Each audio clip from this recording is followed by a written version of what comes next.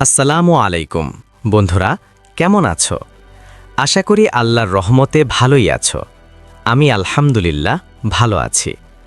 আজকে তোমাদেরকে সত্য ঘটনার অবলম্বনে ছোট্ট একটি গল্প শোনাব। চলুন তাহলে শুরু করা যাক। রাজধানী রিয়াদের এক কলেজ ছাত্রী অসুস্থ হলে তাকে হসপিটালে নেওয়া হয়। পরীক্ষা নিরীক্ষা শেষে জানা যায় তার ক্যান্সার হয়েছে। চিকিৎসকরা দ্রুত উন্নত চিকিৎসার জন্য আমেরিকা যাওয়ার পরামর্শ দেন, কিন্তু মেয়েটির পরিবার তার চিকিৎসার খরচ বহনে সক্ষম ছিল না। অথবা মরণব্যাধি ক্যান্সারে আক্রান্ত ব্যক্তি সাধারণত সুস্থ হয় না, তাই তারা অযথা অর্থ অপচয়ে আগ্রহী ছিল না। কিন্তু অত্যন্ত মেধাবী মেয়েটি শেষ চেষ্টা চালাতে তার একমাত্র সহোদর ভাইকে অনুরোধ করেন, কারণ তার বাবা মা দুজনেই অনেক আগেই মৃত্যুবরণ করেন আর রেখে যান 3 স্ত্রীর পক্ষের 18 জন সন্ততি। ভাই তার একমাত্র বোনটির অনুরোধ রক্ষা করার জন্য আগ্রহী হল, কিন্তু চাকরির বেতন ছাড়া আর কোনো অবলম্বন খুঁজে পেল না। তবে তার একটি ছোট্ট বাড়ি ছিল, কিন্তু তার স্ত্রী এ বাড়ি বিক্রি করতে বাধা হয়ে দাঁড়ায়।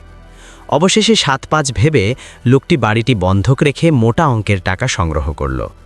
ইতোমধ্যে স্ত্রী রাগ, ক্ষোভ ও অভিমানে বাপের বাড়িতে গিয়ে উঠল। লোকটি প্রায় 6 মাস ধরে চিকিৎসা চালিয়ে অবশেষে বোনটি মারা যায়। এদিকে চাকরিটাও চলে গেছে। দূতাবাসের সহায়তায় লোকটি বোনের লাশ নিয়ে রিয়াদ ফিরল এবং আয়ের কোনো উৎস না পেয়ে ট্যাক্সি ড্রাইভার হিসেবে জীবনযাত্রা শুরু করল। এদিকে বাড়ি বন্ধক রাখার কারণে স্ত্রী আর ফিরে আসবে না বলে জানিয়ে দিয়েছে। ড্রাইভারের জীবন বড়ই কষ্টের মধ্যে পড়ে যায়।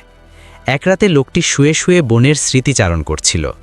সে মানে বোন মৃত্যুর আগে 2 হাত তুলে আল্লাহর দরবারে মুনাজাতে বলেছিল, হে আল্লাহ, আমার জন্য আমার ভাই চাকরি হারিয়েছেন, স্ত্রী হারিয়েছেন, বাড়িটি বন্ধক রেখেছেন। সুতরাং তুমি আমার ভাইটিকে বৃষ্টির পানির মতো অঢেল সম্পদ ও সম্মান দিও। লোকটি বলছিল, হায় আফসোস, আমি কি বোকামিটাই না করলাম। এসব ভাবতে ভাবতে রাত শেষ হয়ে যায়। সকালে ঘুম থেকে উঠতে কষ্ট হচ্ছে, কারণ রাতে ঘুম হয়নি। সকাল 11টার দিকে এক দূরসম্পর্কের আত্মীয় এসে একটি সুসংবাদ দিলেন যে তোমার অমুক আত্মীয়ের কোনো সন্ততি না থাকায় কালালা নীতিমালার আলোকে তুমি কিছু সম্পদ পাবে। লোকটি তথায় গিয়ে খোঁজখবর নিয়ে জানল, সত্যি সত্যি একটি এয়ারপোর্ট এলাকার সংলগ্ন বিশাল সম্পত্তির মালিক হয়ে গেছে সে। প্রাপ্ত সম্পত্তির সামান্য অংশ বিক্রি করে প্রথমে সে স্বহস্তে তৈরি বন্ধক রাখা বাড়িটি বন্ধকমুক্ত করে এবং স্ত্রীর নামে রেজিস্ট্রেশন করে এর কাগজপত্র ও তালাকনামা স্ত্রীর নামে পাঠিয়ে দেয়। যদিও স্ত্রী বেচারি নিজের ভুল বুঝতে পেরে রুজু করার অর্থাৎ ফেরত আসার অনুরোধ জানায় এবং এ বিষয়ে ইনসিস্ট করে, কিন্তু লোকটি কিছুতেই সেই প্রাণহীন পাত্রটি আর ফেরত নিতে রাজি হয়নি। সত্যি সত্যি লোকটির জীবনের শেষ দিনগুলো বড়ই সুখের ছিল। ভালো স্ত্রী, বাড়ি, গাড়ি, ব্যবসা বাণিজ্য, সুসন্তান, কোনো কিছুরই অভাব ছিল না। সাকরাতুল মৌতের সময় বোনের অন্তর থেকে উচ্চারিত দোয়া একজন নিষ্ঠাবান ভাইয়ের কপাল খুলে দিয়েছে।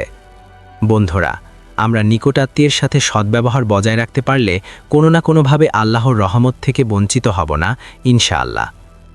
তো বন্ধুরা, কেমন লাগলো আজকের এই ছোট্ট গল্পটি? অবশ্যই কমেন্ট করে জানাতে ভুলবে না। এমন সব সত্য ঘটনার অবলম্বনে গল্প শুনতে আমাদেরকে ফলো করতে ভুলবে না। দেখা হবে আগামী কোনো এক ভিডিওতে। সেই পর্যন্ত সুস্থ থাকো, ভালো থাকো। ওয়াসসালামু আলাইকুম।